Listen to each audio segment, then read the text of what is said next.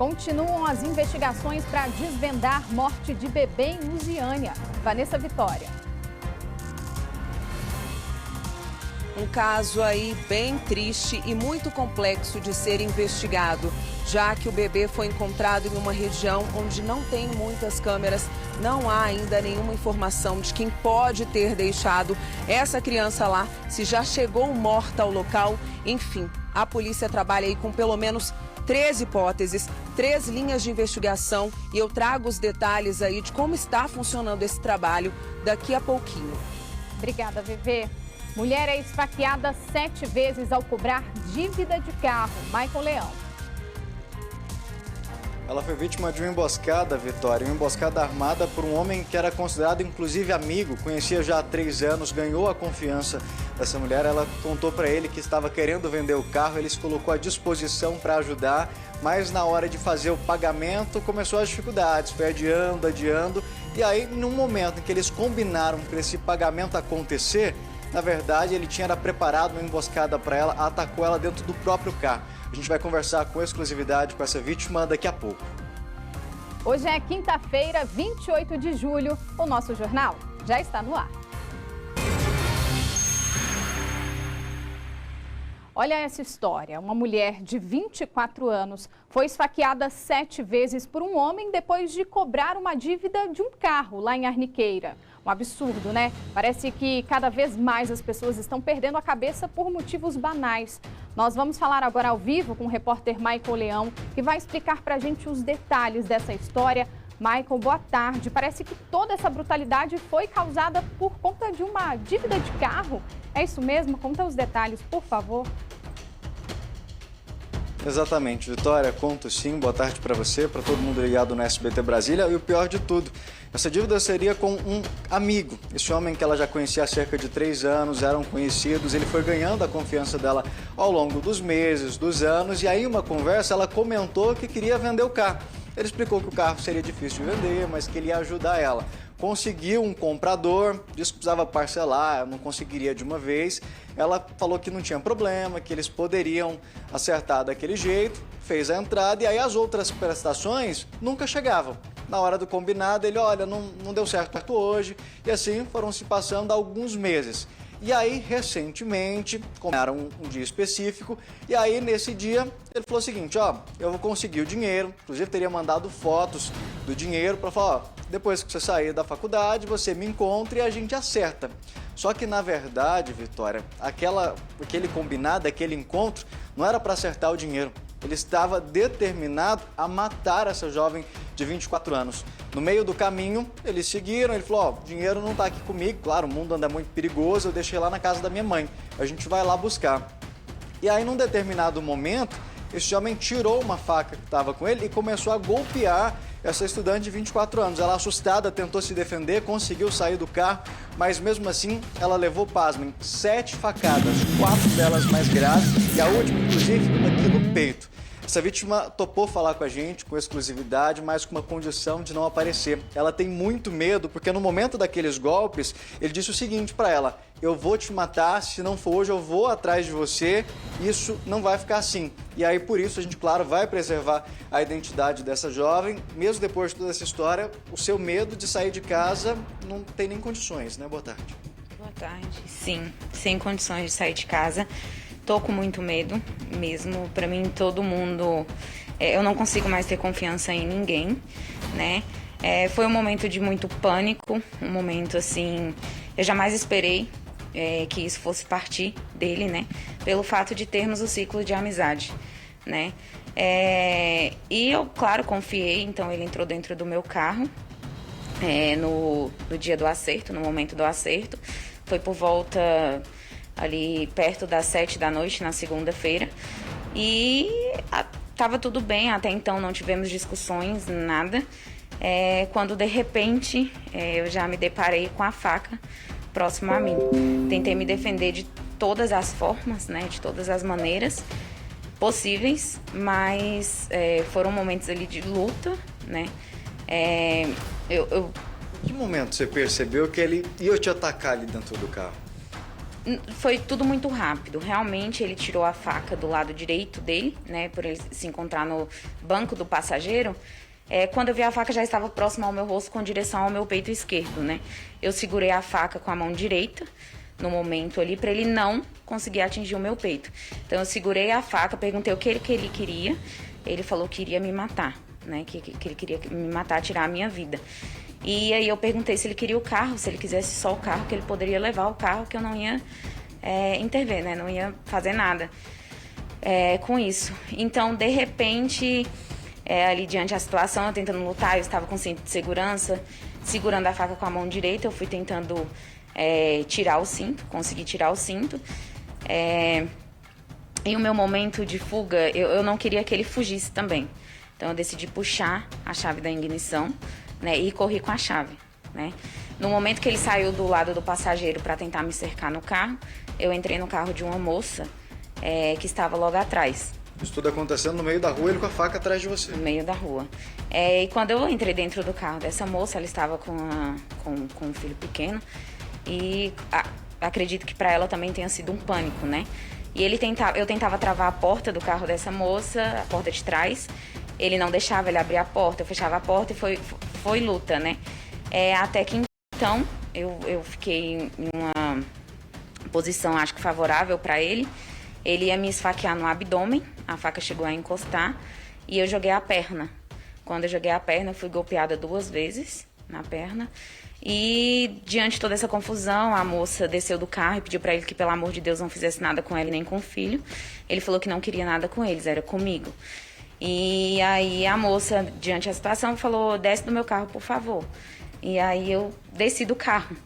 Quando eu desci do carro, ele me cercou na outra porta e me deu um empurrão e eu acabei caindo, né? Escorreguei e caí no meio-fio, que foi a hora que ele me golpeou no peito.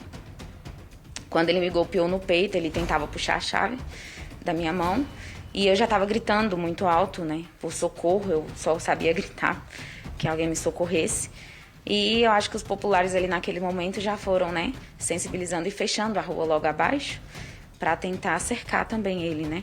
E aí ele se deu conta de que estava com a chave do carro, fugiu, mas a faca no meu peito eu tirei. A faca ficou presa, fincada no seu peito. Sim, enfincada no meu peito.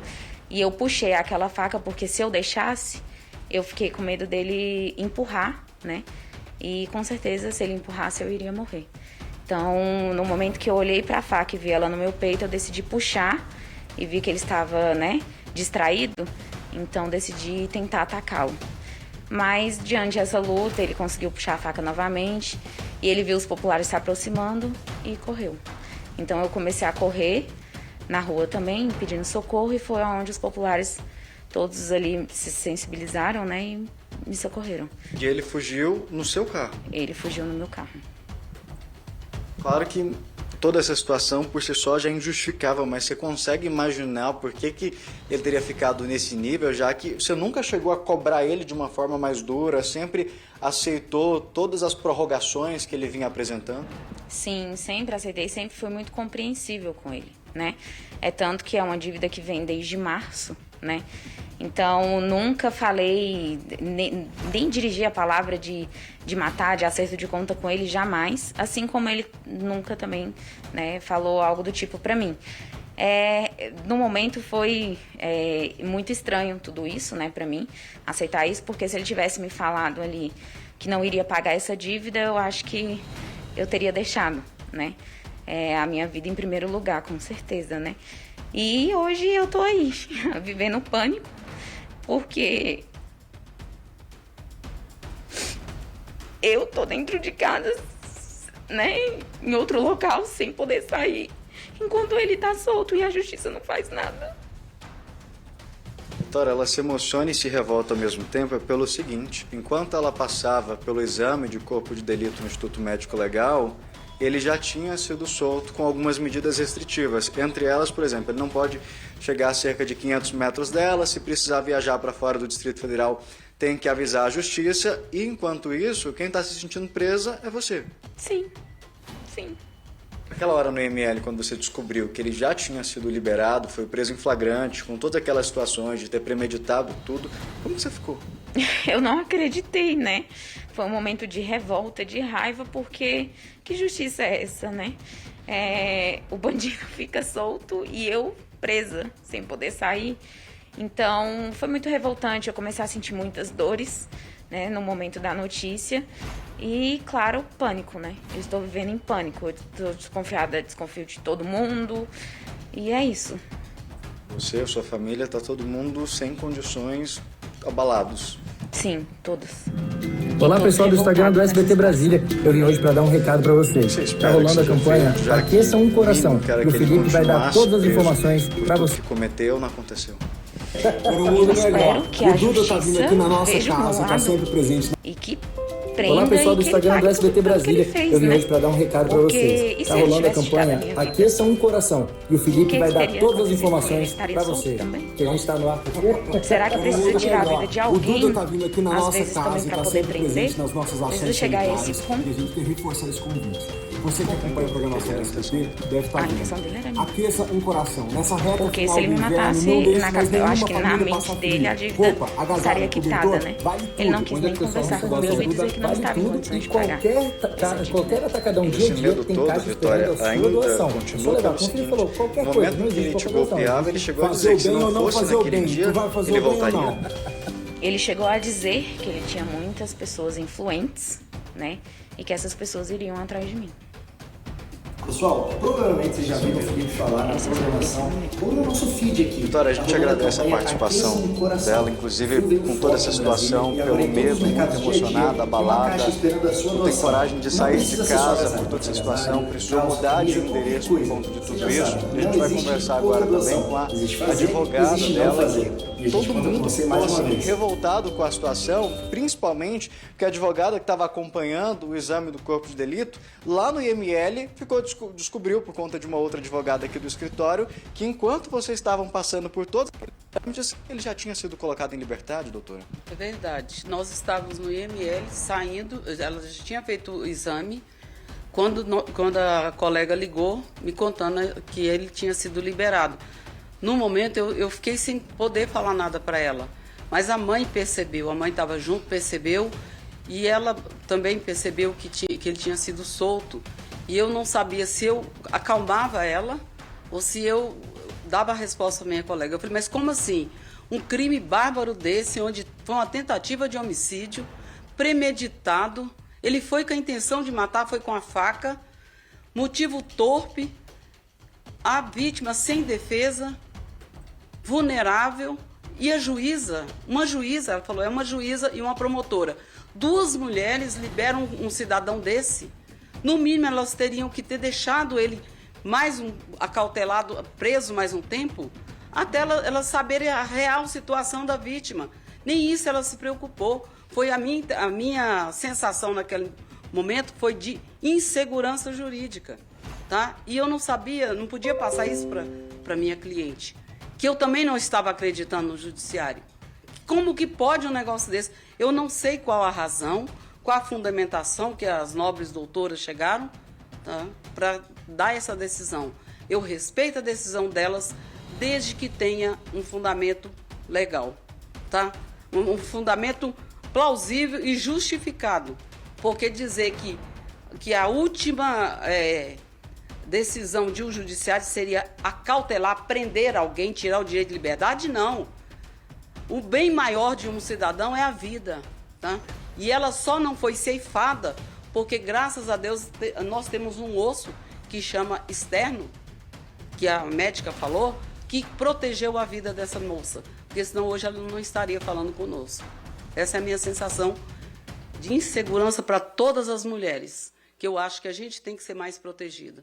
E pelo menos nosso judiciário, que tem o corpo feminino, deveria pelo menos olhar para o nosso lado. Ou seja, que todo mundo espera, que na verdade esperava, nesse caso, por exemplo, é que a justiça trouxesse alguma segurança para essa vítima, mas na verdade o que aconteceu foi extremamente ao contrário. A justiça acabou prendendo ela dentro de casa porque tem medo, não tem coragem de fazer nada, precisou mudar de endereço. Vocês têm noção de como que a vida dessa mulher simplesmente virou de cabeça para baixo do dia para a noite por conta de um conhecido, um amigo, que durante 3 anos mantinha contato, ganhou a confiança dela. A gente não está falando, por exemplo, de um garageiro que ela conheceu na semana passada e confiou o carro, confiou as coisas. A gente está falando de alguém que fazia parte do ciclo de convivência com ela, que estava sempre ali e que ganhou essa confiança. Isso foi conquistado ao longo de anos. E aí, o que acontece, na verdade, é que não aconteceu nada praticamente para ele, né? Sujou a ficha e vai seguir a vida normal, Vitória, só tendo que avisar se sair do Distrito Federal e não podendo chegar a 500 metros dela, é isso? Medida protetiva que eu entendo como criminalista é um crime de menor potencial ofensivo. Se a vida, que é o patrimônio maior, não for um bem maior, o que seria? Ela teria que morrer para que eles fossem presos? Ou será que o entendimento da nobre juíza não foi esse, do Ministério Público? Que o Ministério Público é o dono da ação, tá? Ele que deu o parecer para libertar a pessoa. Então, assim, nós precisamos repensar mesmo a questão da segurança do cidadão. Porque quem tem que estar preso é ele, não ela. Hoje ela não pode sair de casa, ela é uma estudante, tá? Ela trabalha para sobreviver. Como que ela vai sair na rua e ao estado que ela está? Né? Emocional e físico, que ela não consegue nem sentar e nem andar. É uma situação muito constrangedora. Para nós, o judiciário, hoje eu digo mesmo que eu fico preocupada, tá? A minha preocupação é com a segurança do cidadão. Doutora, obrigado pela participação da senhora. A gente, claro, se comove, se revolta com tudo isso, até porque, Vitória, a gente percebe não só a fragilidade emocional que essa mulher foi exposta, mas que a gente está acostumado a ver diariamente as situações ficando completamente invertidas. A gente vê ela tá machucada, abalada emocionalmente, sem condições de trabalhar, e agora o pior de tudo é essa situação de não ter condições de ir na porta, ficar escondida dentro de casa, porque a qualquer momento este homem pode voltar, como ele avisou. Foi um aviso que ele deu lá dentro do carro. Se eu não te mato hoje, e se eu volto, eu tenho amigos influentes, como ela acabou de dizer. Então é uma sensação que ela tem de que não acabou por aqui, que enquanto esse homem não ficar preso, a justiça tomar uma outra providência, essa situação não vai trazer tranquilidade para ela. Esse pesadelo ainda não acabou. E a justiça falar que a liberdade desse homem, né, Michael, não coloca em risco a integridade dessa vítima é no mínimo revoltante, né? Porque não só a vida dela, Vitória, que ele colocou em risco, ali toda a situação do momento dela ter entrado em um carro com uma mãe, com uma criança pequena, todo mundo em volta ali, sofrendo aquela situação. Imagina só, isso poderia ter acabado em uma tragédia, né? Como a advogada disse, a faca só não atingiu porque ficou parada aqui no peito dessa mulher. Então, a gente reforça aqui essa revolta, né? Vitória. Eu como mulher, você telespectador, eu acredito que todo mundo ficou muito revoltado com essa história. Obrigada, Michael, pelas informações. Bom, nós acabamos de receber uma nota da defesa do João Vitor do Nascimento, que é o suspeito de ter esfaqueado essa moça que nós acabamos de mostrar. Os advogados dele informaram pra gente que a liberdade provisória concedida pela Justiça cumpre todos os requisitos necessários e que sobre o crime em si, eles não vão se manifestar até o fim das investigações. Vamos lá. A Polícia Civil de Goiás investiga a morte de um bebê, um menino recém-nascido que foi encontrado morto em uma estrada de terra do bairro Cidade Osfaia, em Lusiânia. Alguns moradores ali da região viram o corpo do bebê e chegaram a chamar os bombeiros, mas infelizmente a criança já estava morta. A repórter Vanessa Vitória conversou hoje pela manhã com o delegado responsável pelas investigações e vai trazer mais detalhes para a gente. Bebê, boa tarde. Que história triste, né? Mais uma história triste aqui no nosso jornal. E a polícia já tem alguma novidade sobre esse caso? Olá, Vicky, boa tarde para você, boa tarde para todo mundo. Então, novidade não. Aconteceu na terça-feira, né, na tarde de terça. Por enquanto ainda não há laudo pericial, não saiu nenhuma informação aí que possa levar a polícia às causas da morte, embora esse bebê, esse menino, tinha uma lesão na cabeça. A polícia está investigando, né, para ver se tinha alguma pedra, algum pau ali próximo onde o bebezinho estava para saber se a mãe ou alguém acabou atingindo a cabeça da criança. Mas tudo é muito preliminar ainda, Vicky, até porque lá em Lusiânia, né, na Delegacia de Homicídios, que está à frente dessa investigação, o IML fica separado, são departamentos separados, então o delegado não consegue nem precisar quanto tempo vai levar para que o laudo cadavérico saia, e aí sim vai poder dizer o quê? Dizer se esse bebê nasceu morto, se foi vítima de um aborto.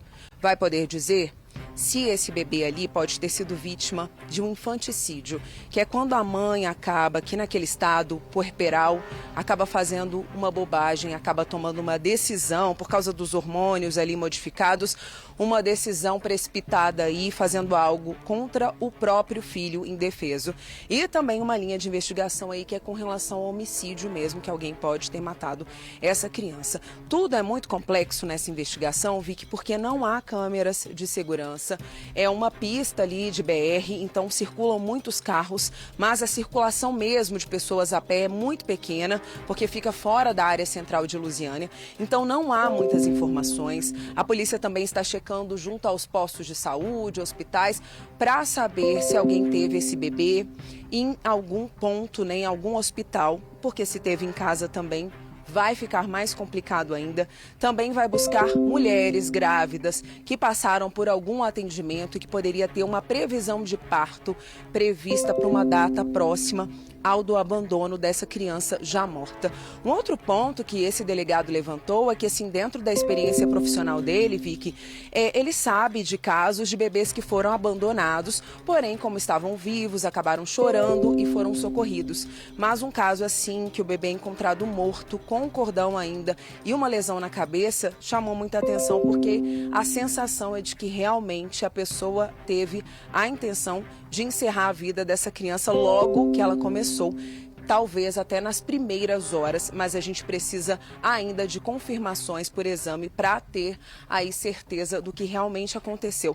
Um outro ponto abordado aí, Vi, que é com relação às mães, né, que sonham, né, com a maternidade, mulheres, né, no caso, que sonham em ser mães e não conseguem. Então a adoção, ela é legal, a mulher não responde criminalmente por isso, ela pode dar essa criança ao invés de matar essa criança ou abandonar essa criança. Então há todo um processo legal para que a adoção aconteça e para que essa vida siga e tenha um lar que possa recebê-la com amor. Um outro ponto que o delegado até me questionou, acho que pelo fato de estar grávida, de já ter um filho, é como a mulher fica quando ela acaba de ter um bebê, se realmente os nossos hormônios ficam muito alterados, como fica o nosso estado psicológico, até porque uma das linhas de investigação é essa, né? Que diante da situação de parto, a mãe decidiu interromper a vida do filho, é uma hipótese. E aí eu falei, doutora, é muito difícil você dizer, não só com relação aos hormônios femininos, mas o que se passa na cabeça de uma mãe que talvez esteja fora de um cenário de um lar, de proteção, de ter ali um companheiro que vai cuidar daquele bebê junto com ela. Enfim, é muito difícil conseguir explicar isso, quem não está vivendo. Não é uma defesa, até porque o judiciário ele vai fazer essa análise, né? Caso essa mulher, essa mãe ou qualquer pessoa que deixou seja localizada, que é o grande ponto de investigação nesse momento, é a grande dificuldade da própria polícia diante. Não tem provas, não se sabe. Alguém passou por ali, porque mesmo que a polícia tente identificar mulheres grávidas na região, mesmo que encontre informações nos hospitais, e se alguém passou por ali e apenas deixou a criança lá? Então são muitas dúvidas, não existe ainda respostas. Os próximos dias e os próximos passos da investigação vão dizer isso, mas realmente o próprio delegado falando ali com a gente, vi que ele tem um filho de 1 ano, ele estava muito estarrecido com a situação do bebezinho, justamente por essa questão da lesão na cabeça mesmo. Então, assim, dá a possibilidade, dá a intenção de realmente interromper essa vida. Mas é tão difícil fazer uma análise, né, do que aconteceu nesse caso e também do que motivou essa mulher, se foi a própria mãe, a dar cabo à vida do bebê em função de qualquer outra situação social dela, psicológica, ou até mesmo pelo fato dos hormônios estarem alterados ali. Eu estava lendo um pouco no Código Penal, né, as diferenças que tem os artigos, né, 123, 121, que separa o homicídio e o infanticídio ali, as possibilidades que são levadas em conta quando a mulher acaba de ter um bebê e tem ali decisões tomadas. E essas decisões, elas podem ser levadas em conta não só no momento do parto, mas também alguns dias e semanas depois, Vicky. Então tem toda uma análise, mas o primeiro ponto hoje na delegacia de Lusiânia é localizar os pais. Quem são os pais desse bebê, desse menininho encontrado morto? Esse é o primeiro ponto. Identificando quem são. Enquanto isso, o IML trabalha com o laudo cadavérico e aí entende causa da morte, provocada, nasceu morto, enfim. É um trabalho em conjunto e aí fazendo essa análise toda, eles vão cruzar essas peças, montar esse quebra-cabeça para poder entender realmente o motivo aí, o que aconteceu, quem deixou e se era ou não morador de lá. Até para reforçar o que a gente está contando aqui, eu vou chamar agora a Sonora, né, a entrevista que a gente fez hoje de manhã com o delegado Felipe, que está à frente dessas investigações, para que ele possa também informar sobre o trabalho da Polícia de Homicídios lá em Lusiânia. Vamos acompanhar? Esse recém-nascido ainda estava com cordão umbilical. Isso nos leva a crer que realmente foi um nascimento recente, porém a idade realmente só vai ser constatada, tanto a idade quanto a causa-morte só vai ser constatada com o laudo cadavérico. Já foram verificadas as câmeras da região, tem uma dificuldade com esse tipo de equipamento por lá, em especial no local onde a criança foi encontrada, uma vez que trata-se de um terreno baldio. Porém, a linha investigativa inicialmente parte do mais restrito para o mais amplo, né? Primeiro vai ser averiguada aquela região, para depois verificar outras regiões, alguns pais, mães que estiveram grávidas há pouco tempo, nessas regiões na proximidade de Cidade Osfaia, aqui em Lusiânia, ou até outras regiões aqui do entorno, tais como Cidade Ocidental e Valparaíso. A causa da morte dessa criança ela vai ser delimitada no exame cadavérico. Isso é muito importante porque, se for delimitado que essa criança nasceu sem vida, o fato vai ser capturado como aborto. Caso constate que ela nasceu com vida, então aí já trabalhamos com duas hipóteses, pode ser o homicídio ou o infanticídio. Olha só, Vicky, eu fiquei aqui com o celular em mãos para poder informar um número de telefone, porque a Delegacia de Polícia lá de Lusiânia está pedindo ajuda, não só pelo 197, né, que é o número que a gente tem costume aí para fazer a denúncia, mas também pelo número fixo lá. Aí, se vocês puderem anotar, o pessoal que mora na região, que pode dar informações para a polícia, informações verídicas sobre esse caso, o telefone é 61 3601 2307. Repetindo, 61 3601 2307. Ajudem a polícia aí a localizar quem deixou esse bebê lá. Volto com você, Vicky. Obrigada, Vevê, pelas informações. Deu todo aí o recado, né? E a polícia, claro, pede ajuda da população para tentar descobrir, né, o que de fato aconteceu com essa criança. E a gente segue aqui acompanhando. Bom, uma equipe da Neoenergia flagrou um bar da Asa Sul furtando energia elétrica. A fraude foi constatada durante a operação Happy Hour, que começou em julho deste ano. Segundo a Neoenergia, o consumo que estava sendo furtado por esse bar seria o suficiente para abastecer mais de 1.000 casas por mês. Imagina só.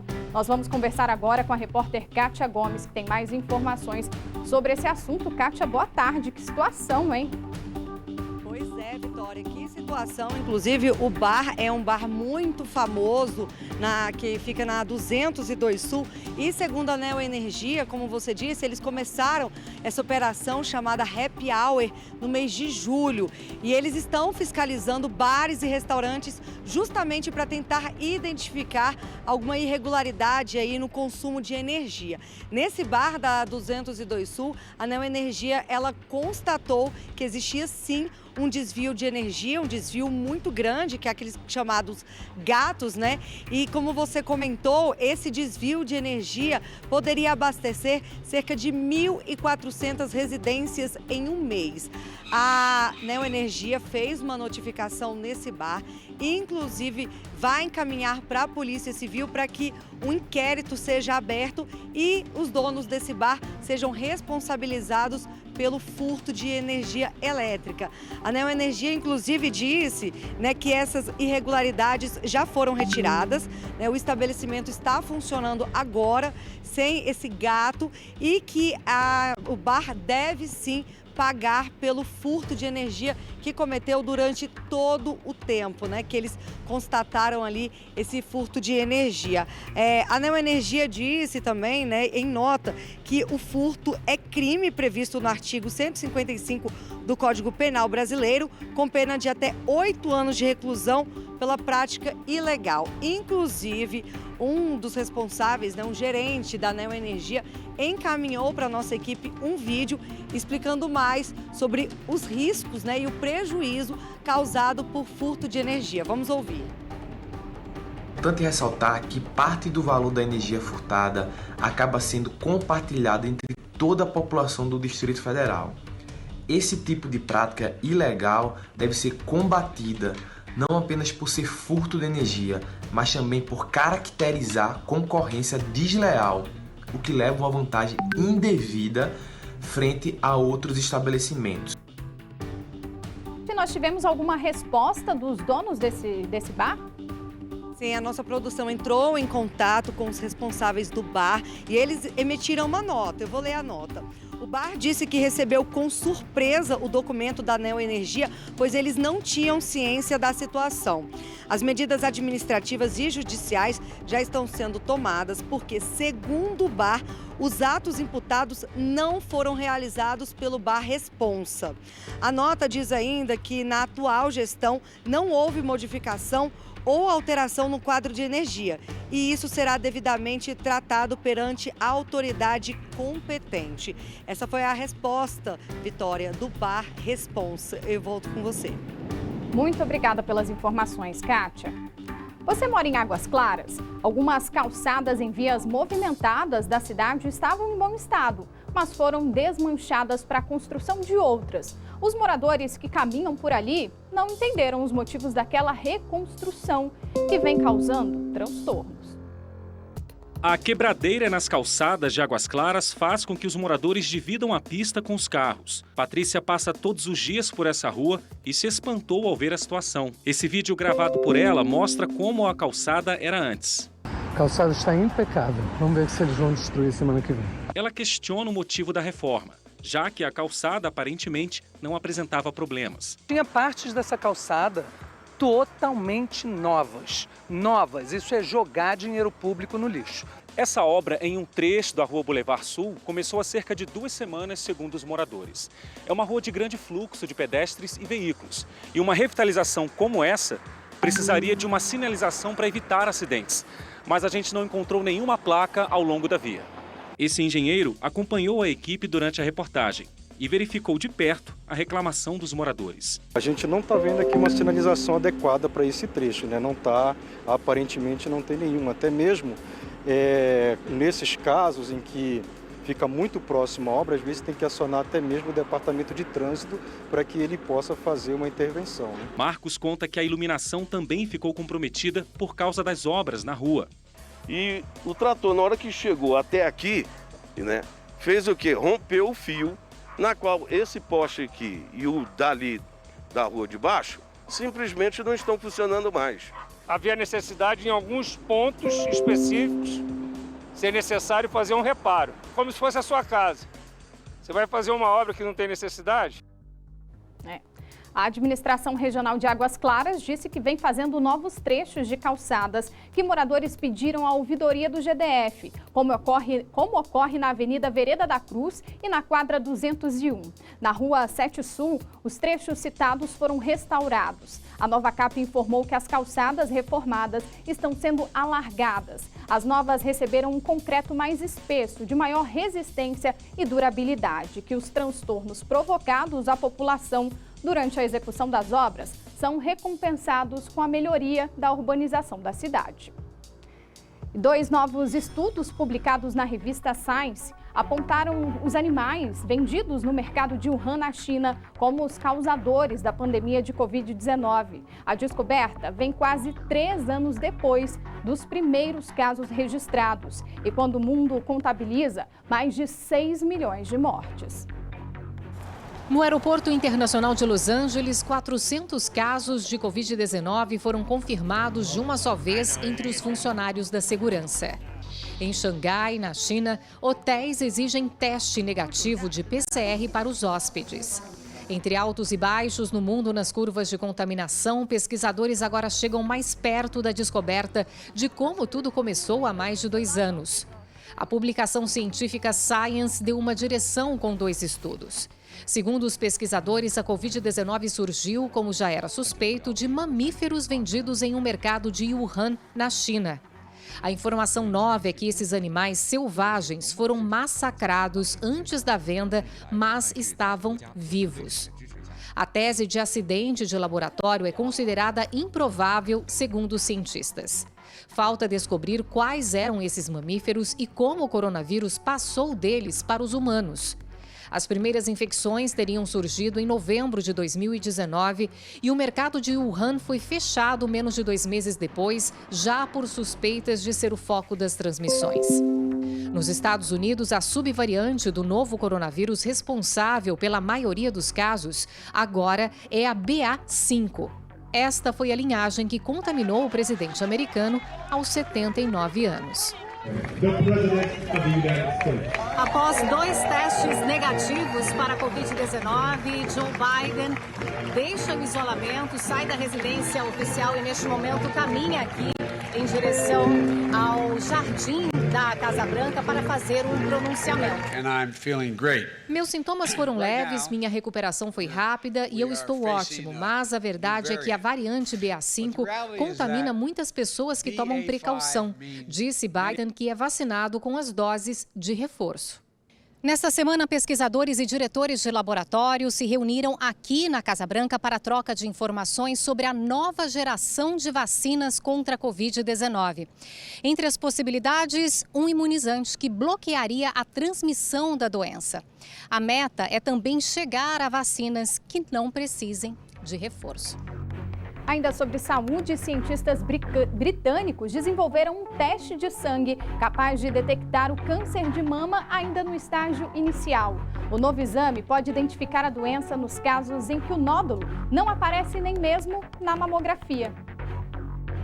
Foi um médico minucioso que desconfiou que o nódulo na mama de Sandra podia ser um câncer.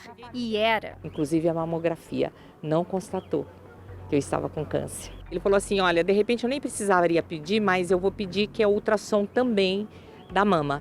Um problema que pesquisadores britânicos acreditam ter resolvido.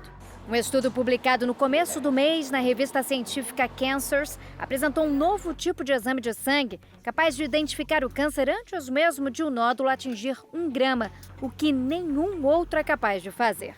O TrueCheck analisa uma amostra de 5 milímetros em busca de células cancerígenas.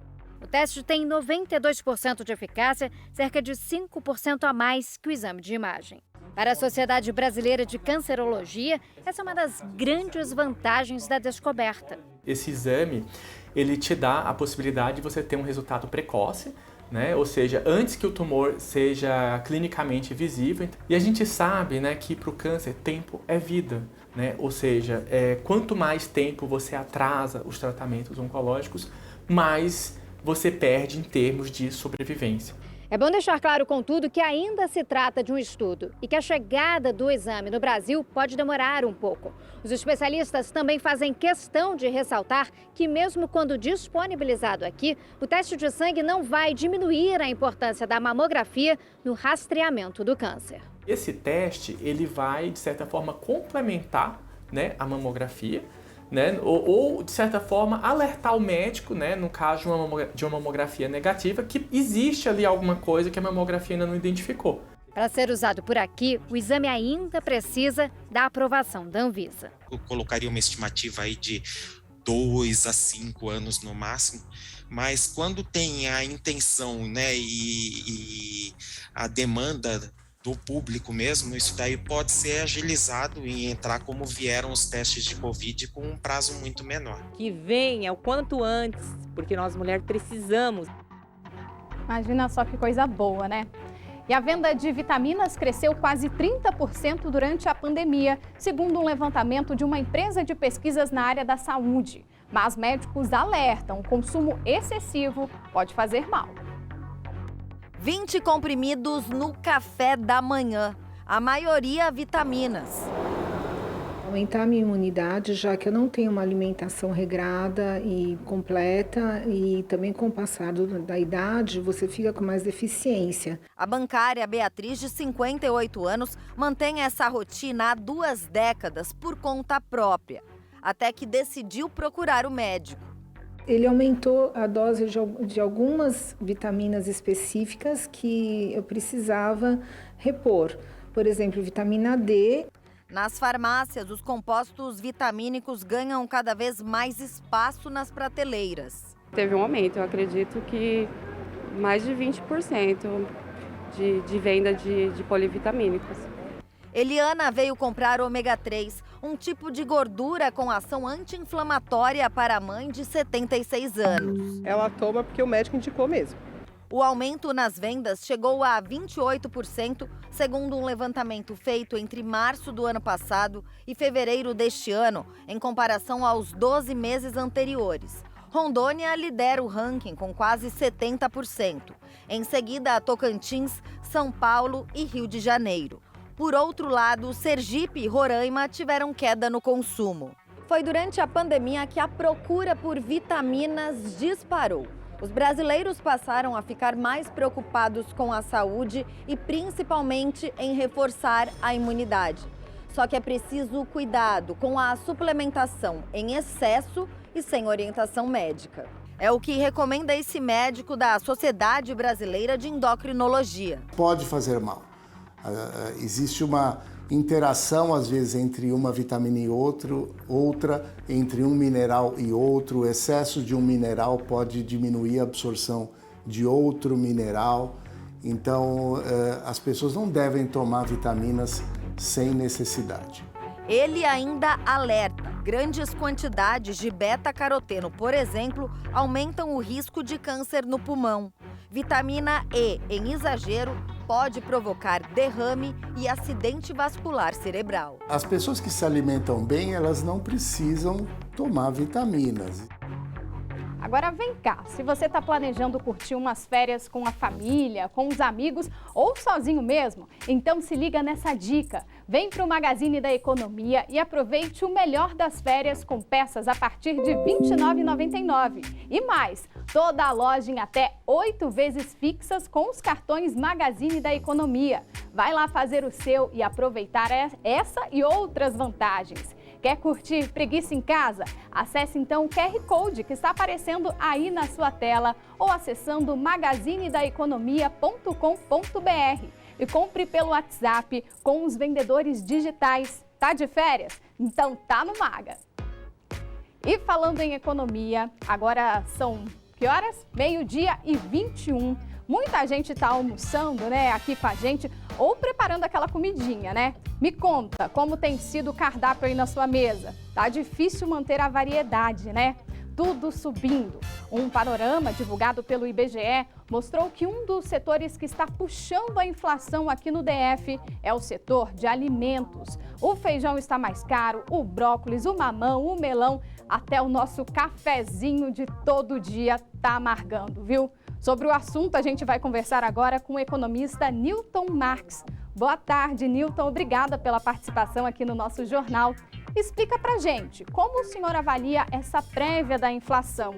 Há uma tendência de queda nos próximos meses ou ainda nada? Boa tarde para o senhor. Boa tarde, Vitória. Boa tarde aos nossos telespectadores.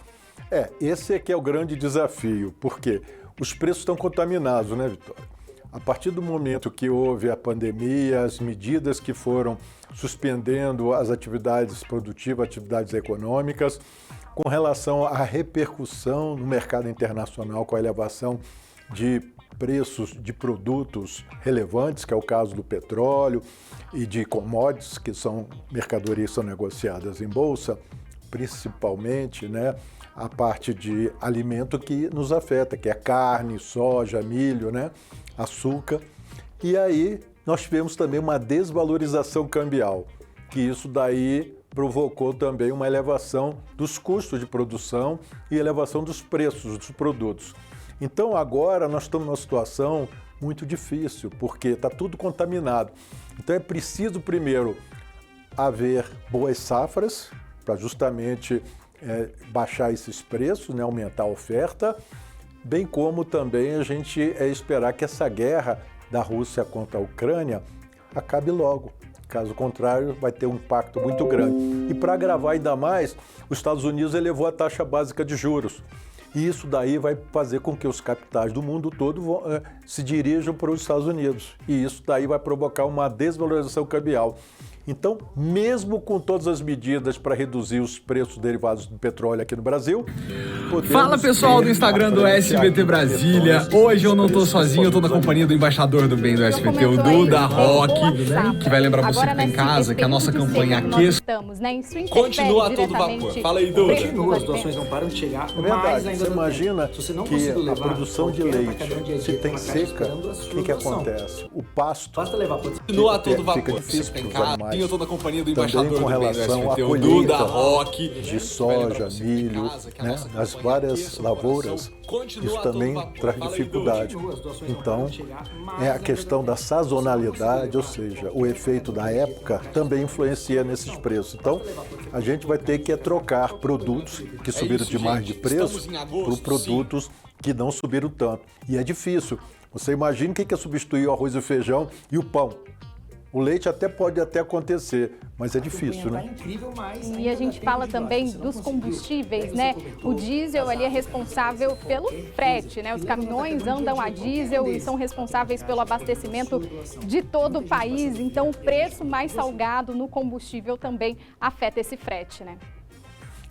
E não existe uma melhora à vista. Por quê? Porque a Rússia, que é um dos grandes produtores de diesel, ele também diminuiu e tem esse negócio das sanções econômicas contra a Rússia. E aqui dentro há ainda uma demanda forte e uma oferta insuficiente.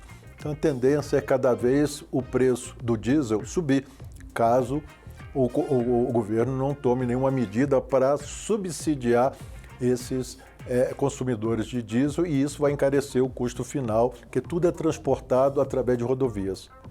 Então dá uma luz aí pra gente, Newton, por favor, o que a gente pode fazer para driblar essa alta nos alimentos? Olha só, isso é muito difícil, porque olha só, se as pessoas fossem se endividar, primeiro que elas não conseguem comprar, né, Vitória? E na hora que elas vão se endividar, as taxas de juros estão proibitivas. Então eles também têm um nível de endividamento muito elevado. Eles correm o risco de alguns, principalmente no setor privado, perder o emprego, porque está havendo uma atividade econômica ainda incipiente para absorver a mão de obra.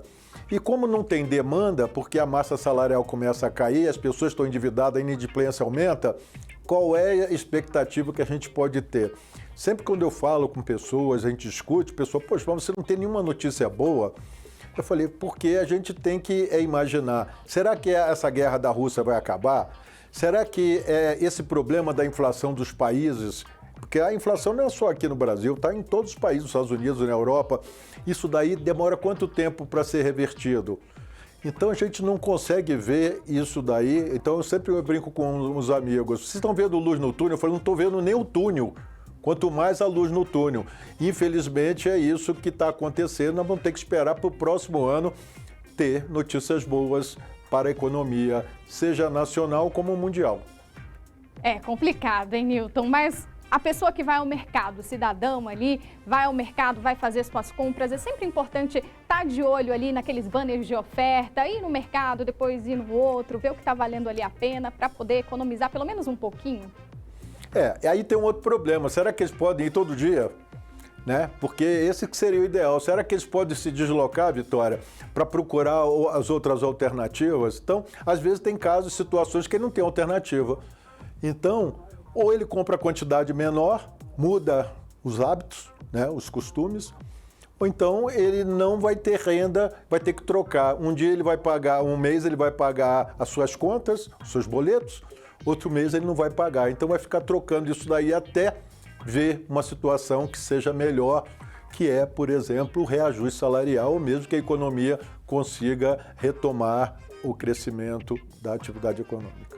Sim, a pesquisa, né? Ali a famosa pesquisa, às vezes no mercado está um pouquinho mais caro, mas num verdurão, ali numa feira de rua, encontra um precinho ali melhor, né? Então, eu acho que a dica que o senhor pode dar aí pra gente, qual seria, assim? Não tem saída, o negócio não tá muito bom, não tem luz, muito menos túnel, né? Como o senhor disse. Então, o que a população pode fazer, pelo menos um pouquinho, para ajudar? Ela vai ter que reduzir. Primeira coisa, o que ele pode reduzir da renda, dos gastos da renda dele? Ele pode diminuir o quê? Então ele que tem que priorizar o que ele vai cortar. Porque se ele se dedicar à alimentação, ele vai ter que cortar outras coisas. E aí a decisão é do consumidor, da família do consumidor.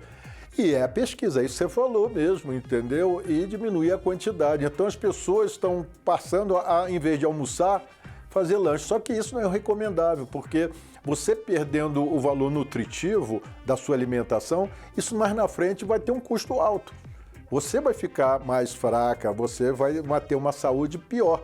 Então, eu acho que as pessoas têm que chegar, por exemplo, a conta de telefone, eu não vou pagar, não vou usar, então ele vai ter que começar a cortar, caso contrário, ele vai ter que cortar a parte da alimentação, entendeu? Então, todos os que é chamados gastos indispensáveis, ele vai ter que rever, porque se ele tem gastos supérfluos e já cortou, só tem agora os indispensáveis.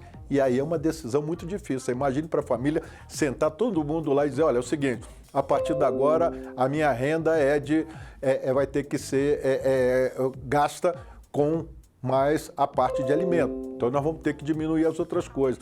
Vocês estão saindo cada um com carro, cada um está gastando, está saindo. Então vai haver uma mudança, né, muito radical nos gastos familiares. Sim, uma reestruturação total, né, Nilton? Mas muito obrigada pela ajuda aqui. O senhor, sim, deu uma luz, uma pequena luz no nosso túnel aqui da economia. Muito obrigada pela participação. Eu que agradeço, estarei sempre à disposição de vocês, Vitória. Obrigada. E você é daqueles que olham sempre a validade do produto e só levam se for bem distante? Esquece essa preocupação quando for comprar vegetais embalados. A partir de agora, não há mais essa exigência para definir se o produto pode ser consumido. O objetivo é combater o desperdício.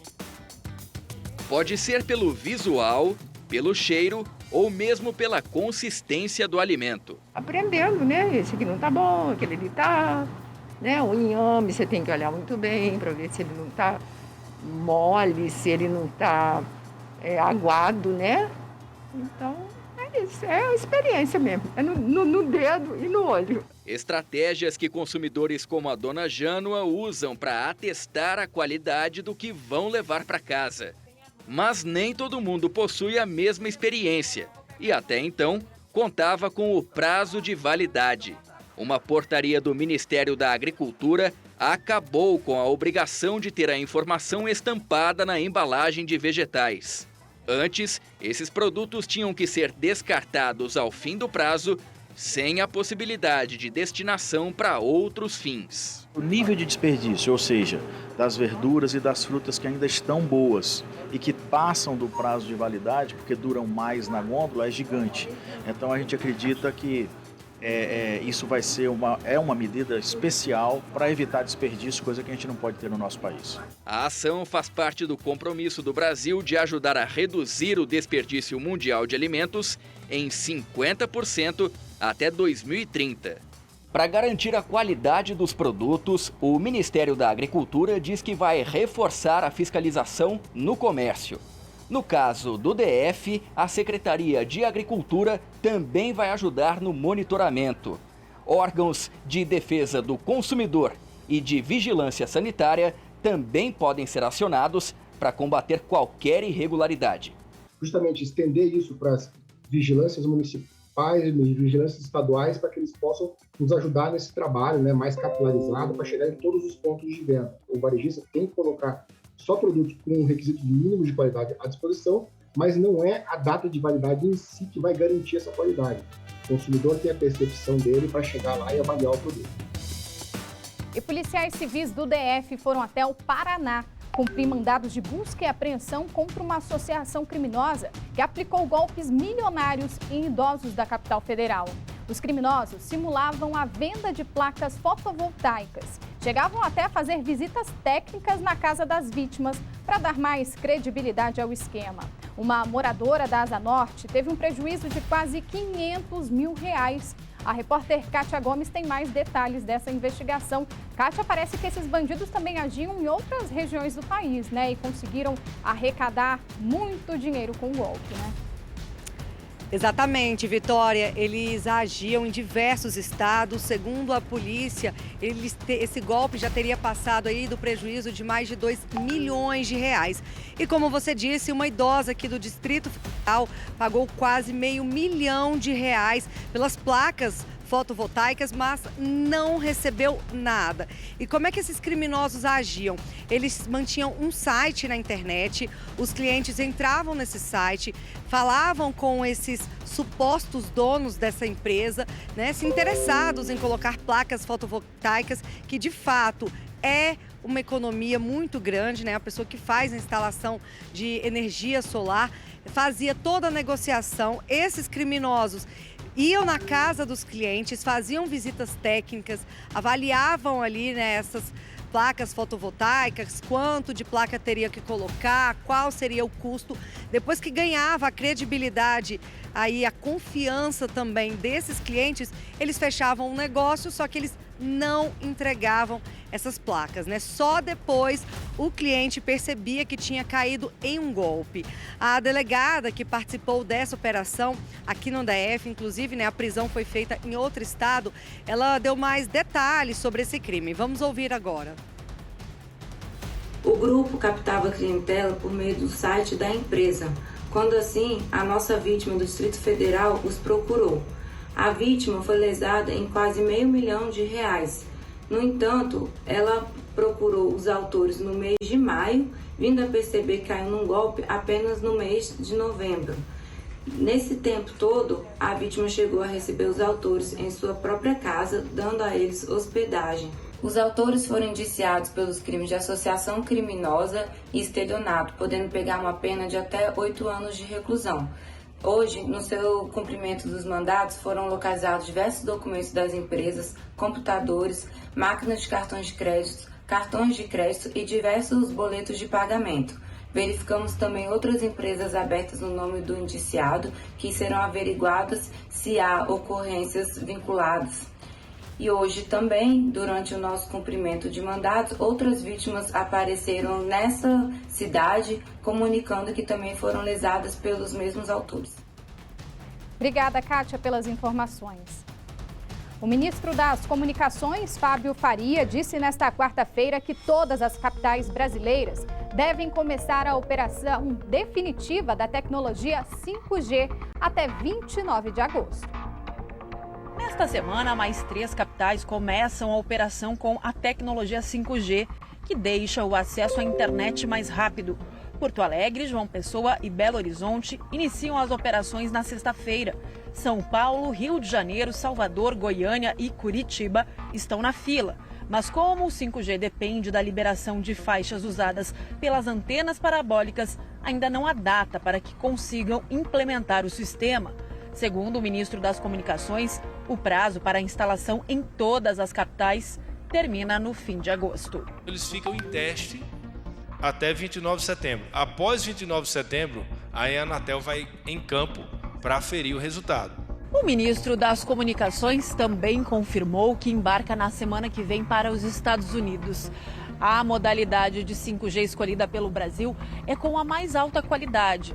Alguns aparelhos da Apple já têm essa tecnologia, mas o software não está atualizado. Fábio Faria deve negociar com os representantes da empresa que acelerem essa atualização. Outros fabricantes de celulares já fizeram isso. O 5G já funciona no Brasil desde o início deste mês, quando Brasília começou a operar com a nova tecnologia, que permite que vídeos de alta qualidade sejam baixados sem interrupções e amplia as possibilidades para o usuário. Antes da coletiva no Palácio do Planalto, o ministro Fábio Faria deu uma entrevista ao SBT News sobre 5G e outros temas. No agronegócio, por exemplo, você vai para um campo e vai jogar pesticida em cima do campo.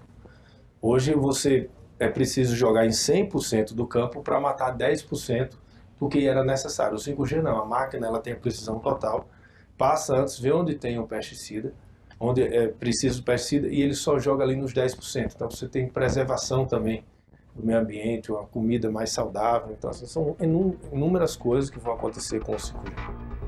E a chegada do sinal 5G fez crescer o interesse dos brasileiros por celulares compatíveis com a nova tecnologia. A venda desses aparelhos aumentou mais de 200%. Os smartphones são objetos de desejo de muita gente. E a escolha do modelo segue critérios que variam entre cada um. As funções dele, as câmeras, tudo, né? Memória e o valor também. Câmera boa, qualidade, velocidade. Mas agora, outro elemento começa a ser levado em conta: a tecnologia de conexão à internet. Se ele vem com 5G, é óbvio. Tem que olhar isso? Tem que ter, lógico. Tem que acompanhar o avanço da tecnologia, né? Com a entrada em operação do 5G no Brasil no início deste mês, as buscas na internet sobre esse tipo de sinal cresceram mais de 70% no país. As pesquisas sobre os modelos de celular que já oferecem essa tecnologia tiveram um salto de mais de 5.000%. E a venda de aparelhos compatíveis aumentou 230%. Isso com o 5G totalmente disponível apenas em Brasília. Com a ampliação da área de cobertura para todas as capitais até 29 de setembro, as vendas vão crescer ainda mais. Alan é consultor de TI em São Paulo e já comprou um aparelho compatível. Chegando a tecnologia, eu espero sair na frente e prestar o melhor serviço para o meu cliente e com o que há de mais novo no mercado. E agilidade, ganhar tempo acima de tudo. 71 modelos de smartphone à venda já funcionam com 5G. Hoje, os aparelhos mais simples, compatíveis com o sistema, saem por menos da metade do que custavam no início do ano passado. Pelo cronograma do governo, todos os municípios do país terão cobertura 5G até o fim de 2029. Mas como a expansão será escalonada, este especialista em telecomunicações entende que nem todo mundo precisa trocar o celular agora. Quem não está nas capitais, aí com certeza não vai se beneficiar, porque a implantação começa a partir do ano que vem. Mas quem mora em grandes centros e está pensando em trocar o celular antigo por um novo, vale a pena atualizar a tecnologia. Imediatamente, o usuário comum, né, vai se beneficiar de uma navegação mais rápida, downloads, game, streamings, né, de áudio, de vídeo. Vamos falar de política. O MDB confirmou nesta quarta-feira a candidatura da senadora Simone Tebet à presidência da República. Ela terá o apoio do PSDB e do Cidadania, mas ainda não definiu o nome para a vice-presidência da chapa. O nome de Simone Tebet foi aprovado pelo MDB em votação virtual. Foram 262 votos a favor e 9 contra. Apesar da confirmação de Tebet, o MDB vem enfrentando divisões. Na última semana, lideranças da sigla anunciaram apoio ao ex-presidente Lula e tentaram adiar a convenção para o último dia do calendário eleitoral, 5 de agosto. Na tentativa de garantir mais adesão, o presidente do MDB, Baleia Rossi, deu autonomia aos estados que desejarem fazer palanque para outros candidatos na corrida presidencial. O nome de Simone Tebet também foi aprovado na convenção do PSDB e do Cidadania. Os dois partidos formaram uma federação e farão uma coligação com o MDB. O PSDB deve indicar o vice na chapa de Tebet. O nome ainda não foi definido. Os mais cotados são os senadores Tasso Gereissati, do PSDB do Ceará, e Elisiane Gama, do Cidadania do Maranhão. São dois dos mais expressivos, mas há mais alternativas também que a federação analisa como uma possibilidade.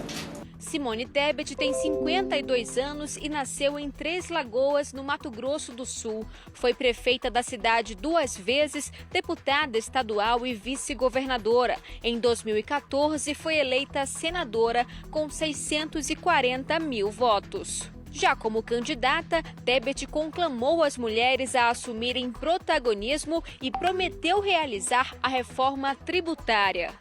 Isso estará no nosso plano de governo, nos 6 primeiros meses da nossa gestão. E afirmou ainda que uma das suas prioridades, se eleita, será acabar com a fome. Erradicar a miséria, diminuir a pobreza. E aqui eu faço um juramento como mãe. nenhuma criança vai dormir mais com fome no Brasil. Também nesta quarta-feira, o Progressistas confirmou a coalizão com o Partido Liberal e o apoio à candidatura de Jair Bolsonaro à reeleição, com o general Braga Neto como vice na chapa. A convenção foi na Câmara dos Deputados. Bolsonaro, acompanhado pela primeira-dama, Michele, deixou o Palácio do Planalto e foi a pé ao local da reunião. E o ex-presidente Lula está em Brasília e foi agora no final da manhã para a UNB participar da reunião anual da Sociedade Brasileira para o Progresso da Ciência. O evento é o maior encontro científico do país. A Larissa Arantes está com a gente ao vivo agora e fala sobre essa agenda do candidato à presidência. Boa tarde, Lara, é com você.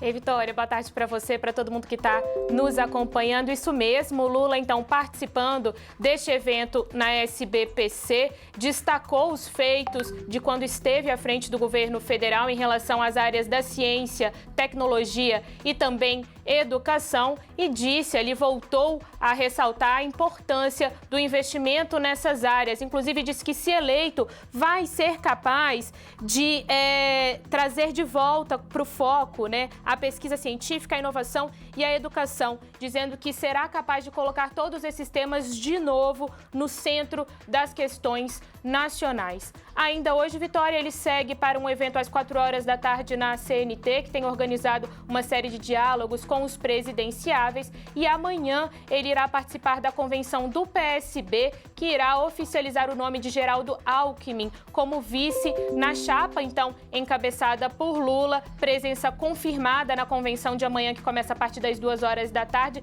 ao lado, claro, de Geraldo Alckmin, que também vai participar desse evento amanhã. Vitória.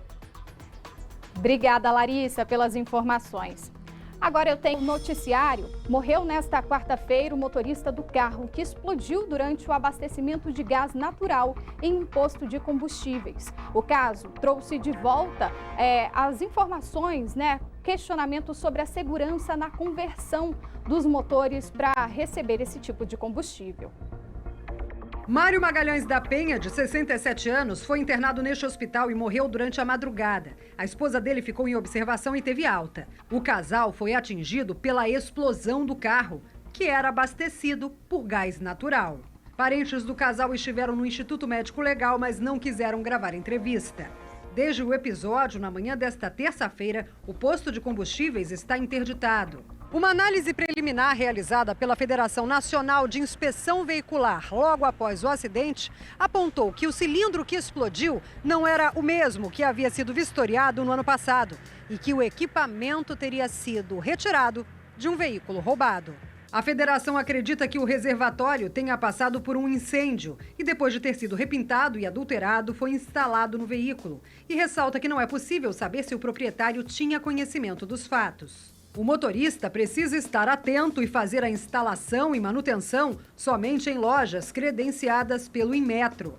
O cilindro usado, ele pode ser, sim, colocado no carro, mas ele tem que ter um diagnóstico perfeito. Ele tem que fazer um teste hidrostático de 5 em 5 anos para ele se revalidar por 5 anos no seu veículo. No primeiro semestre deste ano, a conversão de motores para GNV cresceu 74% no país, segundo a Secretaria Nacional de Trânsito. O motivo foi a alta no preço dos combustíveis. O kit gás, que envolve os cilindros, mangueiras e redutor de pressão, tem preços que variam de 3 a 10 mil reais. Só na cidade do Rio de Janeiro foram mais de 6 mil instalações em junho. E o PROCON interditou 3 oficinas que não seguiam as regras. GNV é seguro, ele é seguro, desde que você use o equipamento original, que você verifique se a nota fiscal está batendo o número de cilindro com o que está na numeração do cilindro.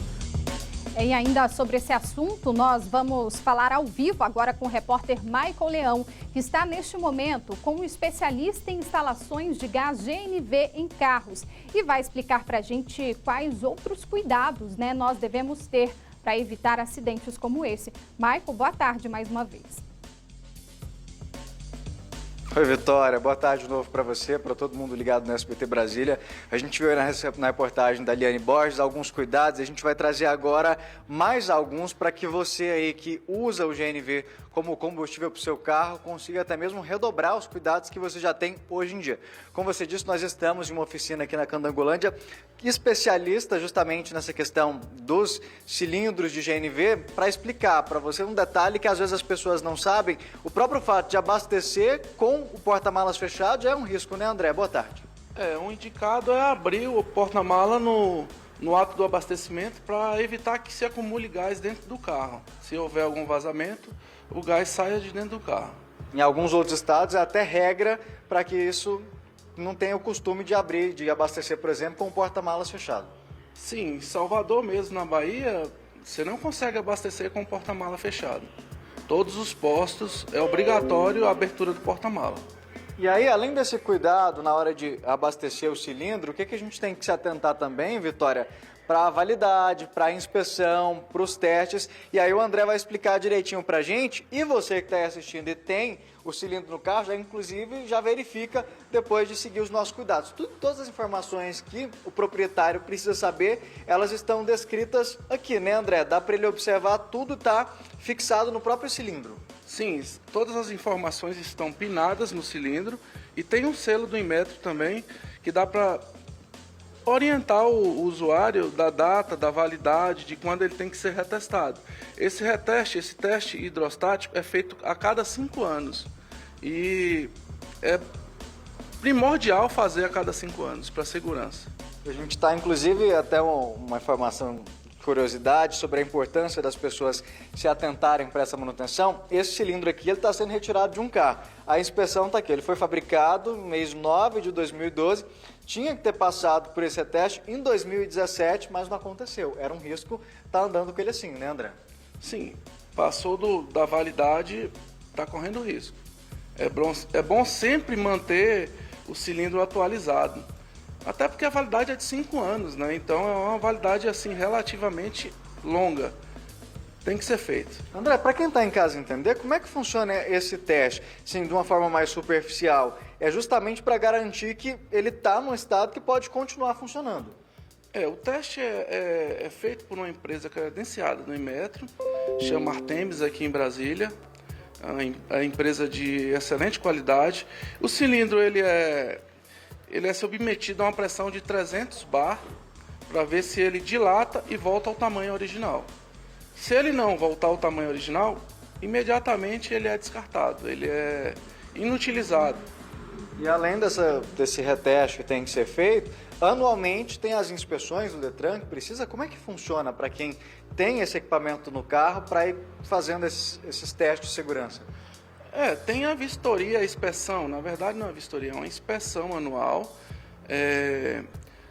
Duas empresas aqui em Brasília fazem, a ITV e a SETA, a Vistoria Veicular. Eles fazem toda a inspeção do veículo para ver se está adequado para o uso do GNV. É importante ressaltar que nessa época, quando acontece esses tipos de acidente, muitas pessoas começam a falar: é perigoso ter no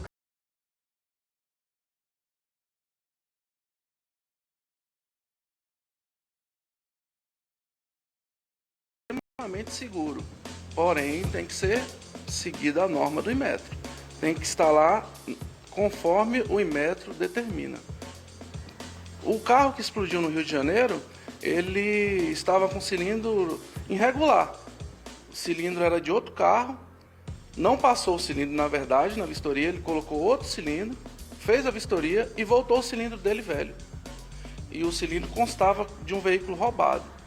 Então era um cilindro de procedência ruim. Ninguém sabe o que esse cilindro passou, se ele passou por um incêndio, se ele houve algum dano interno nele, se ele estava rachado.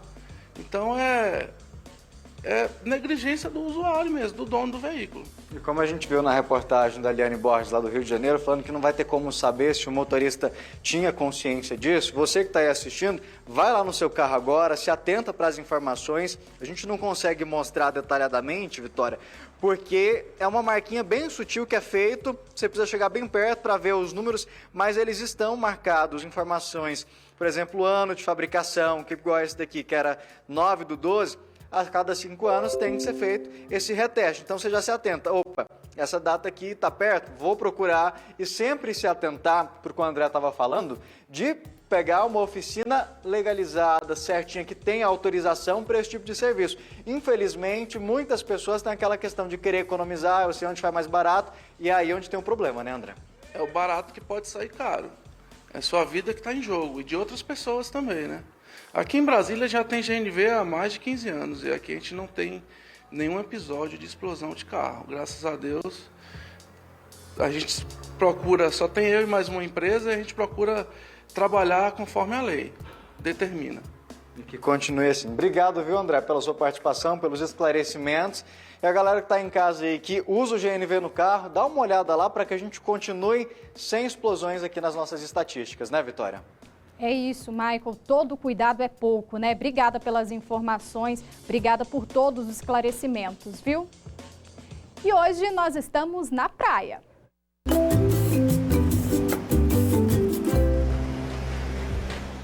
Hoje é o Dia Nacional da Conservação da Natureza e nós estamos no meio do período de seca aqui no DF. E nós sabemos bem da importância de economizar a água, né? Principalmente porque já tivemos que enfrentar períodos muito difíceis de racionamento aqui no Distrito Federal. Por esse motivo, o Na Praia faz uso consciente de água. São utilizados no evento vários equipamentos que chegam a economizar mais de 3 milhões de litros de água. Muito legal, né? A repórter Vanessa Vitória foi lá conferir de perto essa iniciativa e vai contar mais detalhes pra gente. Vevê, boa tarde mais uma vez. Você tá aproveitando aí o climinha de praia, né? Oi, Vicky, boa tarde de novo pra você e pra todo mundo. Não quero nem ir embora, viu? Queria ficar aqui depois desse link, tem um restaurante pra aproveitar. O pessoal passando aqui daquela vontade. Eu vou falar pra você, solão, céu azul lindo demais, tá uma coisa, viu? Musiquinha praiana, enfim, nossa, que clima bom. E eu só não estou com o pé na areia, Vicky, porque o nosso objetivo, como você falou aí no início, é mostrar mesmo esse lado de conscientização ambiental, de redução de água e de... Por isso, a gente vai entrar agora no banheiro, banheiro masculino, porque eu quero mostrar para vocês, antes mesmo da economia de água, algo que é muito funcional aqui, que é para, inclusive, evitar o uso da água. Nem é só para economizar, não, é para evitar. Aqui, olha só, os mictórios, eles são secos, Vicky. Não tem torneirinha para abrir, para apertar, nada. Olha só, sequinho aqui. Uma economia aí de 720 mil litros de água. Eu vou chamar o Francisco, que cuida dessa parte aí de conscientização, de redução aqui pra gente no evento, para ele explicar sobre, já que não tem ali, boa tarde, Francisco, não tem água, como é que faz? Bom, esse é um mictório seco, né, como você estava explicando, Vanessa, e ali dentro ele tem um líquido que ele absorve a urina e ele conserva a urina ali sanitizada. E a gente vai trocando esse líquido com o tempo. Então, com isso a gente usa zero água, o que a gente repõe é esse líquido sanitizante e com isso ele sozinho é responsável por economizar pelo menos 720 mil litros de água. No total aqui no complexo a gente espera economizar 3 milhões de litros de água esse ano, nessa edição do festival. Essa é a nossa meta, 3 milhões de litros de água. Isso é muito ou é pouco? Isso seria o suficiente para abastecer por um dia uma cidade do tamanho de Campinas, por exemplo. Isso aqui sozinho poderia abastecer uma cidade do tamanho de Lusiânia, por exemplo. Então é uma quantidade significativa de água que a gente deixa de consumir com uma série de outras tecnologias que a gente tem aqui no banheiro, inclusive. Daqui a pouco eu falo com você de novo, que a gente vai mostrar que, já que a gente mostrou ali que não precisa de água, agora eu vou mostrar para vocês aqui, ó, a descarga econômica, né? Menorzinho aqui, ó, para o número 1 e o maiorzinho para o número 2, que precisa de mais água. Mas aí você fala assim, já vi isso em outros lugares, Vanessa. Calma, daqui a pouco a gente explica melhor sobre o que você já viu em outros lugares, porque antes eu quero falar sobre o papel que é utilizado aqui.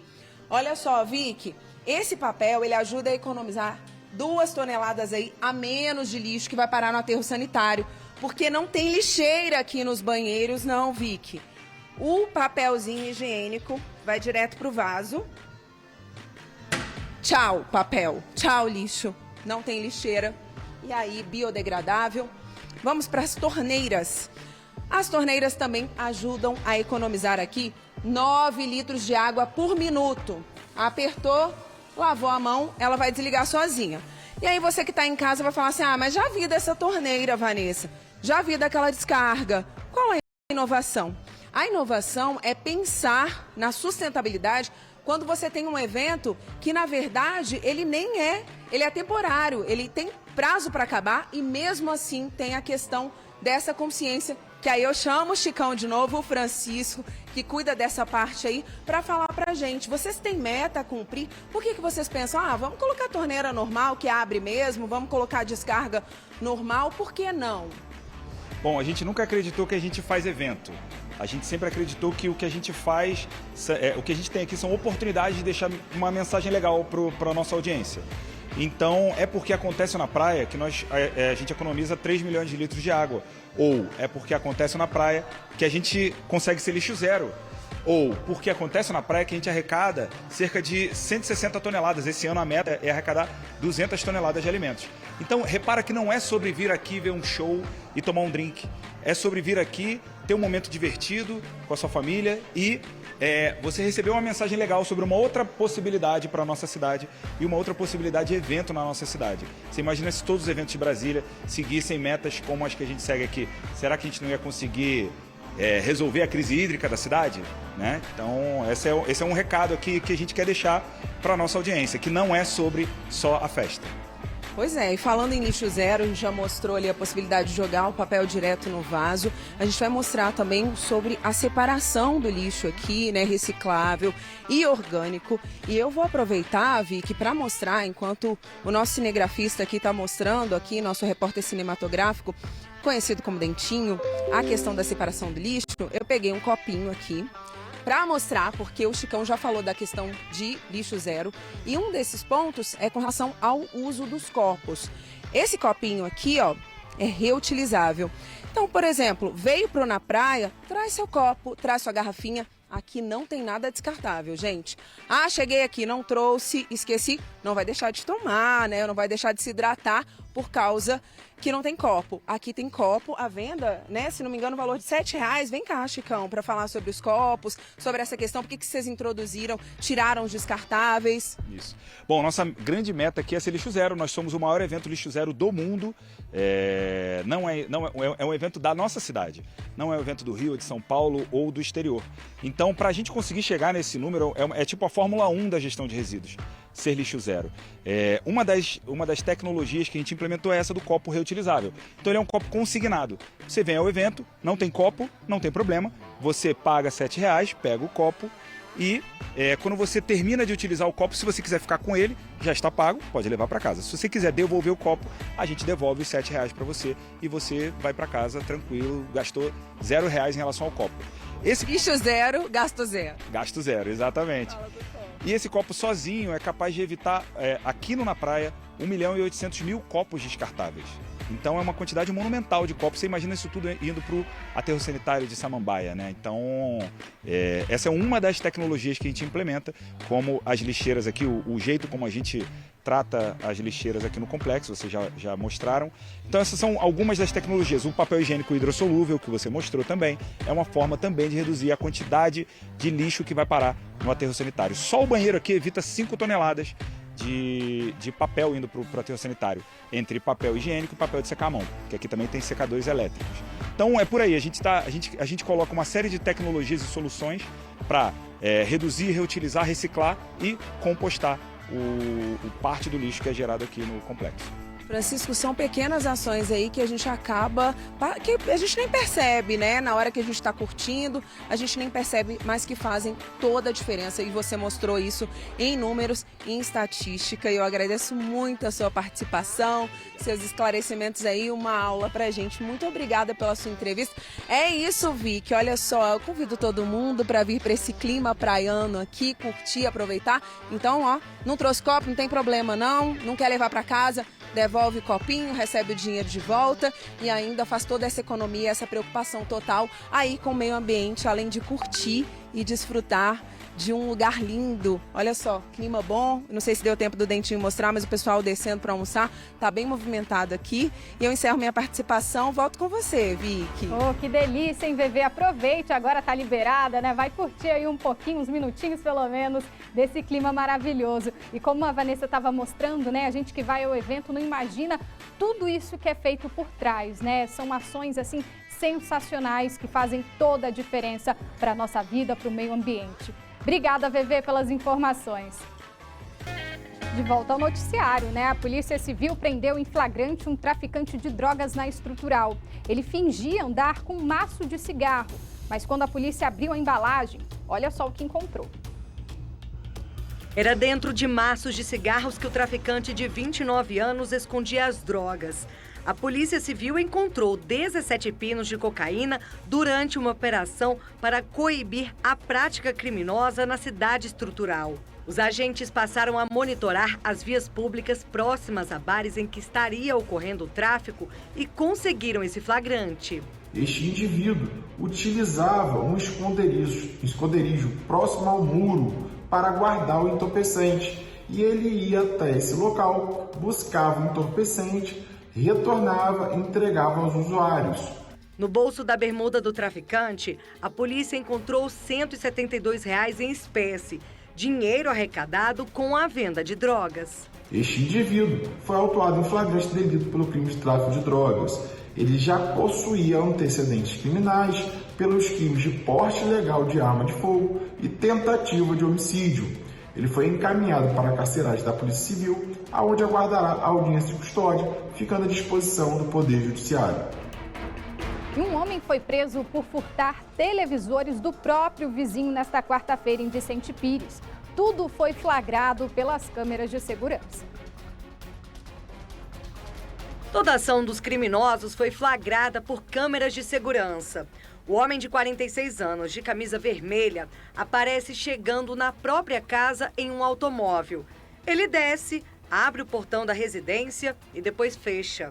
Em poucos minutos, o morador de Vicente Pires aparece conversando com 2 homens que estão aguardando no carro.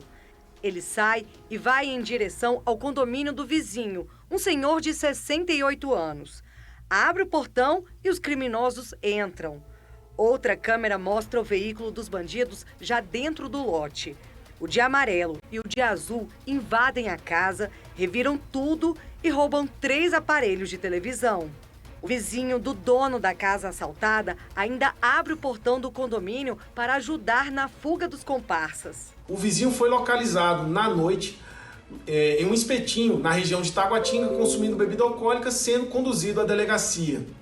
Na oportunidade de seu interrogatório, embora tenha negado sua participação na empreitada criminosa, não soube informar o motivo pelo qual facilitou o acesso dos outros 2 criminosos ao local, sendo autuado em flagrante pelo crime de furto qualificado.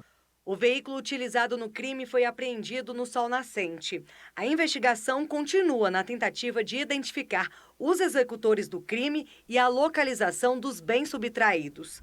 A Polícia Civil pede que quem souber o paradeiro das televisões e a identidade dos autores denuncie pelo telefone 197. O DF tem muitas opções de atividades gratuitas para os idosos. Tem aulas de artesanato, capoeira, dança. Boas dicas para você não ficar parado. E além do mais, os benefícios ao corpo e à mente são inúmeros. Sabia que nas unidades básicas de saúde do DF tem atividades de promoção à saúde ou prevenção de doenças? Não tenho essa informação, não. Vou até pesquisar para saber que tipo de serviços que são oferecidos lá, né? Dados de uma pesquisa com idosos feita pelo Observa DF, da UNB, mostram que o desconhecimento é grande mesmo. 60% dos entrevistados responderam que essas atividades não existem ou que eles não sabiam sobre elas. Mas nas UBSs, por exemplo, há atividades coletivas. Por causa da pandemia, elas estão suspensas. Este pesquisador do observatório reforça a necessidade de uma maior atenção à saúde da família. Por conta disso, é fundamental haver o fortalecimento dessa estratégia de saúde da família para que o serviço de acompanhamento seja entendido como um ato contínuo. Que não haja apenas o contato com a UBS quando tiver algum problema específico ou quando se sentir mal, né? Que possa haver o acompanhamento, inclusive para detectar problemas antes que eles apareçam de forma mais grave. E se as UBSs estão com as atividades coletivas suspensas, por outro lado, tem muitas opções de atividades gratuitas para os idosos no DF. Aqui no SESC da 913 Sul, o pessoal não perde tempo. Essa turma faz aula de artesanato toda sexta-feira, das 3h30 da tarde até as 5h30 da tarde. E a maioria já se tornou artista. Adoro bordar com pedrinhas, entendeu? Aí eu vou criando. Eu tô me descobrindo artesã agora, né? Era uma coisa que eu sempre tinha vontade de fazer, no entanto, não tinha tempo. Camisetas, tiaras, tudo eu aprendi a fazer aqui. E vocês nem sabem, eu já consegui até vender produtos daqui. Estou encantada com o trabalho do SESC. Os alunos da hidroterapia também fazem bonito. Eles estão por aqui todas as segundas, quartas e sextas. Vai lá, pro lado, empurra, empurra. E tem outros lugares que oferecem muita atividade bacana, de graça. Olha só, no SESC da 504 Sul tem aula de expressão corporal. No Cruzeiro Velho tem de capoeira. Em Braslândia, Ceilândia, no Gama, em Samambaia, Santa Maria, São Sebastião e Guará, tem o projeto Bombeiro Amigo, com atividades educativas, esportivas, culturais, recreativas e de convivência para idosos. O projeto Dança em Movimento funciona em Taguatinga, na QLN 23, na M Norte e no Tagua Parque, na Vila Planalto, no PSUL, QNP 18 e no Setor O, em Ceilândia. E ainda tem a Academia Pública do Parque da Cidade. Especialistas reforçam os benefícios das atividades que estimulem o corpo e a mente. Melhora da capacidade cardiopulmonar, melhora da força, do equilíbrio e mesmo de dores osteomusculares se o exercício é feito da maneira correta e sob supervisão. E nós precisamos de interação social. A solidão é um prato cheio para o sofrimento psicológico. Então cuide-se bem e pratique atividades físicas. Tem 3 coisas que a gente tem que equilibrar. Oração, cada um tem a sua, malhação é o mais importante e alimentação. Se você não equilibrar isso, até logo, vai morrer cedo. É nóis. É isso aí. E a gente fica por aqui. Obrigada pela audiência. Fica agora com SBT Esportes, que tem convidado especial, viu? Até amanhã. Tchau.